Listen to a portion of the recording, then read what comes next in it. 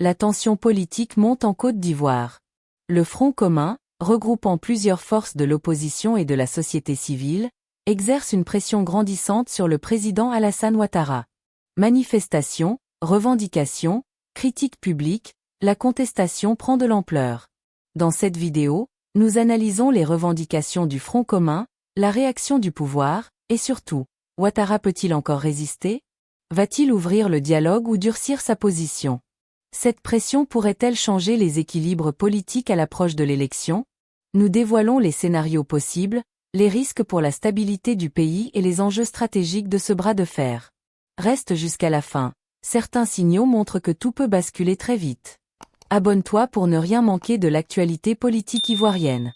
La répression des forces de l'ordre, le ministre de l'Intérieur a fait un point de presse à la mi-journée en déclarant que les forces de l'ordre ont fait leur travail de façon régalienne et dans le strict respect des règles. On dénote, j'ai dit officiellement, 237 arrestations. Réaction, Pascal? Oui, je vais réagir. Je suis vraiment étonné que pour une marche citoyenne, l'armée qui est chargée... La police nationale. Mais il y avait l'armée. Ah oui. L'armée qui était réquisitionnée, il n'y avait pas que la police, parce que j'ai vu certaines rues de la République qui étaient occupées par l'armée de Côte d'Ivoire. Qu'est-ce qu'elle faisait dans les rues? Vous êtes le seul pour nous. Je ne sais pas si quelqu'un d'autre a vu. On va voir si vous pouvez nous donner ces images-là et on les produira post-production. J'ai les images et ces images étaient destinées à intimider.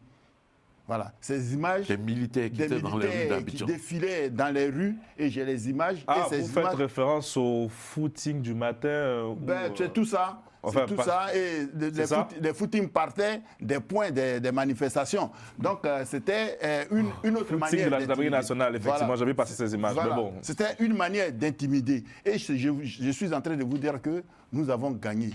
Et nous allons continuer de gagner. Parce que cette élection, et je vous le dis... Mais sur les propos du ministre, vous parlez d'un état de non-droit. Lui, il dit que les forces de l'ordre agissent de façon régalienne et dans le strict respect des règles. Vous savez, le préfet d'Abidjan n'est pas au-dessus de notre Constitution. Il était déjà en porte-à-faux avec notre Constitution à son article 20.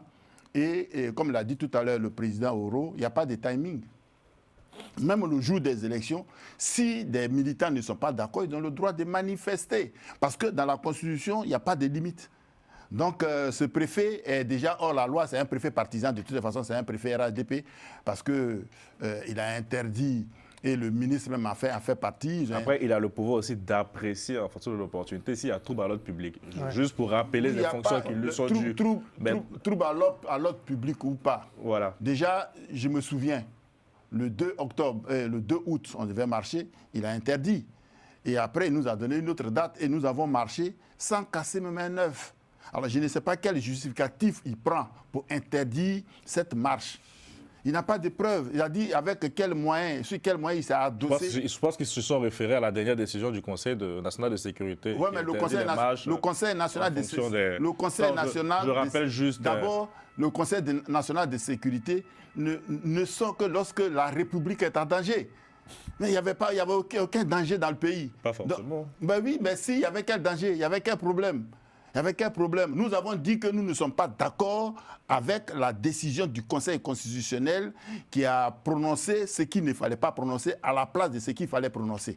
Alassane Ouattara n'a pas droit à faire un 4e mandat et c'est bien écrit dans notre Constitution à ses articles 55 et 183. Donc pour nous, c'est un déni. C'est un déni de droit. Devant le déni de droit, le peuple a le droit de se lever pour dire non. Bien. Et c'est ce que nous avons commencé. Et vous avez annoncé aussi de la mobilisation permanente désormais à partir de... Oui, bien sûr. Même aujourd'hui, des mobilisations continuent.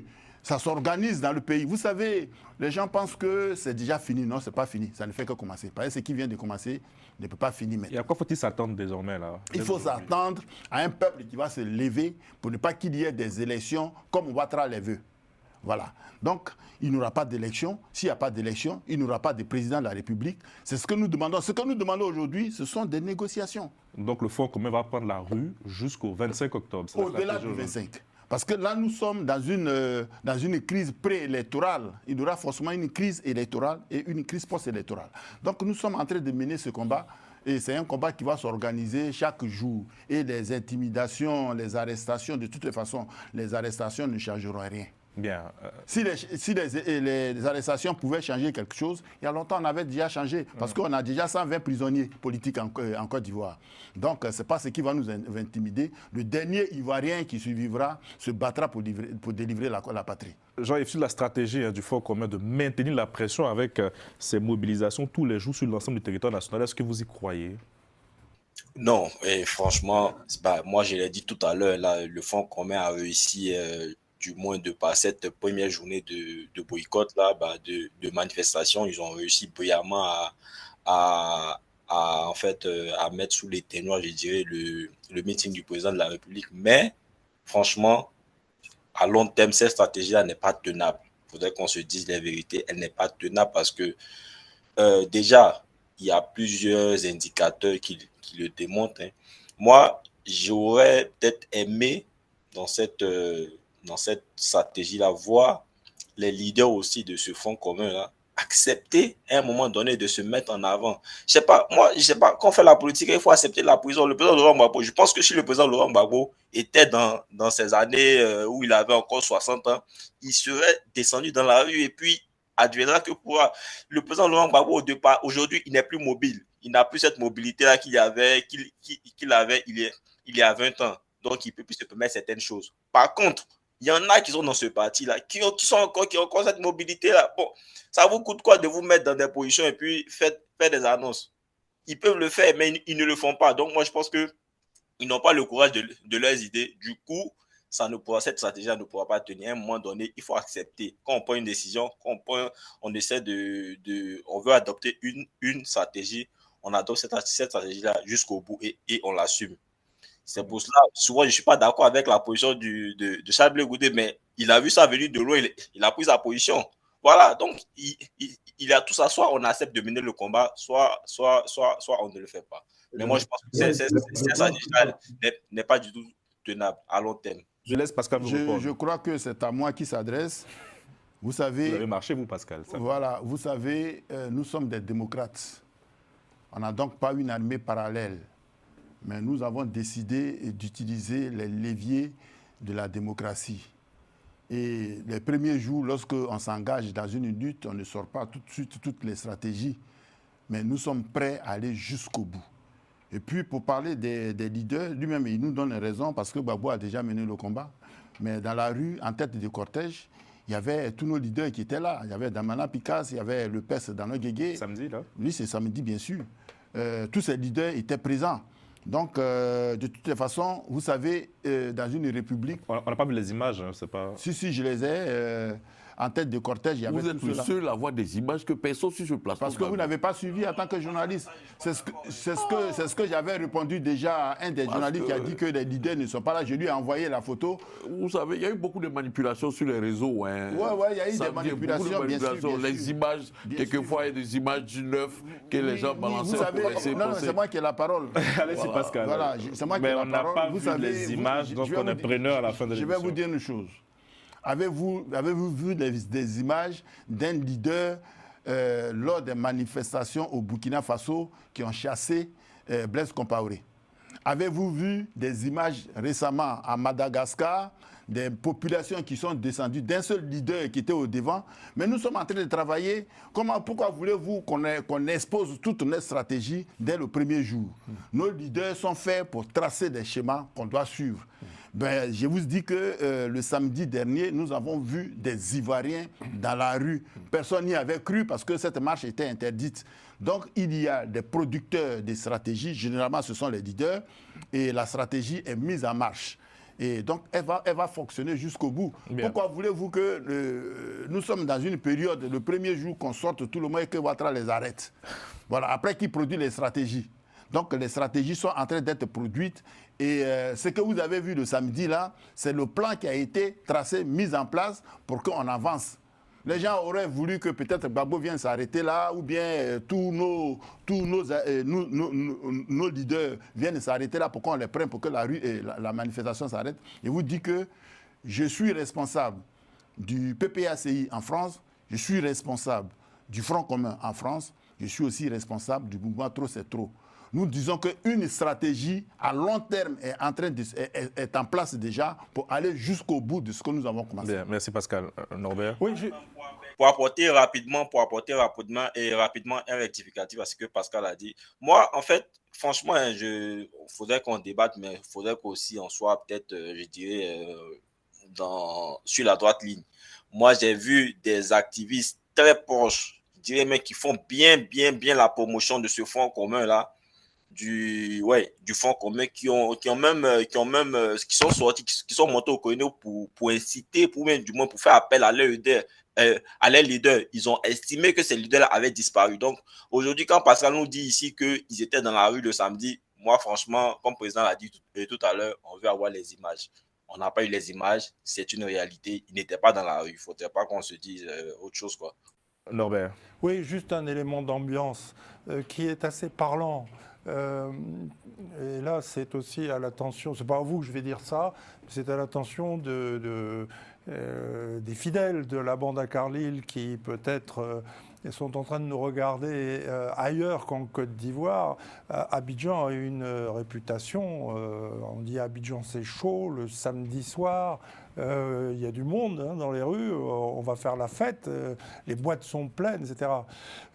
J'ai eu au téléphone un ami, un ambianceur qui aime bien sortir, qui aime bien aller danser, et qui m'a dit samedi soir, à l'inverse, samedi soir, j'ai traversé la ville en un quart d'heure, il n'y avait personne. J'ai traversé les ponts, je suis allé dans le quartier où on s'amuse, qui s'appelle la zone 4. J'ai mis un quart d'heure pour aller en zone 4. D'habitude, je mets 1 heure pour y aller le samedi soir. Il n'y avait pas un chat. Abidjan, c'est plus chaud du tout. Abidjan, c'est froid samedi soir.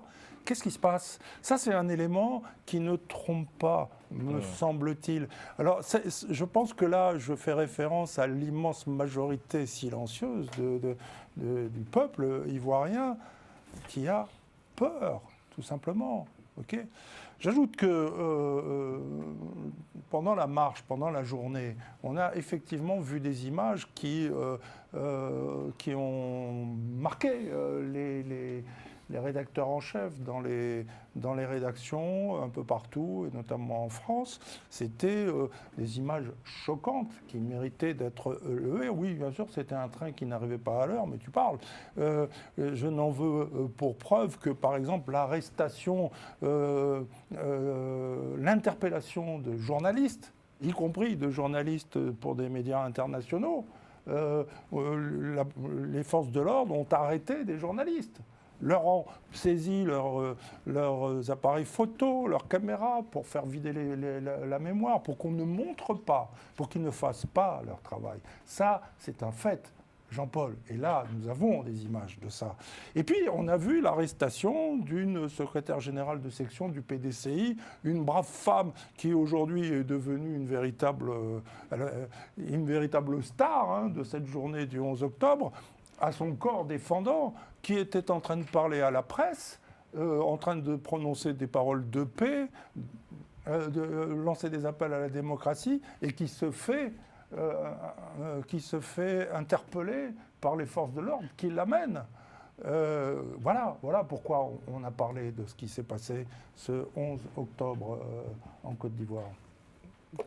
Vous voyez, Carlyle, sur ce plateau, il y a quelques jours, une dizaine de jours, j'ai interpellé Norbert ici, qui disait que la date du 4 octobre n'était pas la bonne, que c'était le 11 octobre qui était la bonne, parce que comment ils allaient tenir du 11 jusqu'au 25.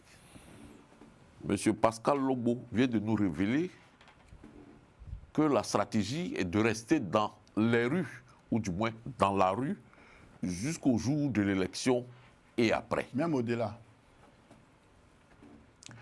En fait, c'est cela ma crainte. Et c'est ce que j'évoque. Je dis, notre pays a une histoire récente dont les plaies ne sont pas encore véritablement cicatrisées. Il y a peut-être le calme. Il y a peut-être une sorte je pourrais dire, de pardon entre les Ivoiriens eux-mêmes. Mais est-ce qu'aujourd'hui, ces Ivoiriens-là d'une certaine façon, sont redevenus amis. Moi, pour ma part, certains éléments me permettent de dire, d'en douter. Est-ce que, voilà pourquoi je parle de tempo, qu'on a une telle histoire, qu'on peut s'imaginer qu'une déflagration peut nous conduire au pire. Moi, j'éprouve de la crainte. Et répondre à mon ami et frère Pascal Lombo, qui se trompe quand il dit qu'après le 25, il n'y a plus de président. Si le président n'est pas élu, il n'y a plus de président. C'est faux, ce n'est pas juste, vous vous trompez. En Côte d'Ivoire, tant qu'un président élu n'a pas prêté serment, celui qui est en cours reste président. Clair, et il poursuit son mandat. Ça a été le cas pour Laurent Gbagbo de 2000 à 2010. Sinon, son mandat devait s'arrêter en octobre 2005. Mais parce qu'en octobre 2005, les conditions ne permettaient pas d'organiser une élection, il n'y a pas eu d'élection. Laurent Gbagbo est resté président jusqu'en 2010. Et en 10 ans, ça lui a fait un seul mandat. Ne nous trompons pas.